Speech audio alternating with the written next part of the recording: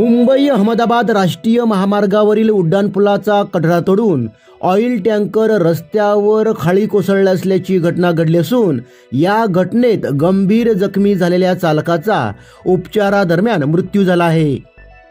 मुंबईकडून गुजरातच्या दिशेने भरधाव वेगाने जात असताना महामार्गावरील मनोर उड्डाणपुलावर ऑइल या पेट्रोलियमजन्य रसायनाने भरलेला टँकर रविवारी संध्याकाळी 5 वाजताच्या सुमारास खाली कोसळला।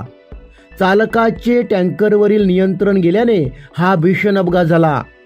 अपघातग्रस्त टँकरचा चालक केबिनमध्ये अडकून पडला होता, मात्र तातडीने घटनास्थळी पोहोचलेल्या पोलीस आणि स्थानिक नागरिकांनी शर्थीचे प्रयत्न करून अपघातग्रस्त टँकरमधून गंभीर जखमी झालेल्या चालकाला बाहेर काढून खासगी दवाखान्यात दाखल केले होते, मात्र उपचारादरम्यान त्याचा मृत्यू झाला।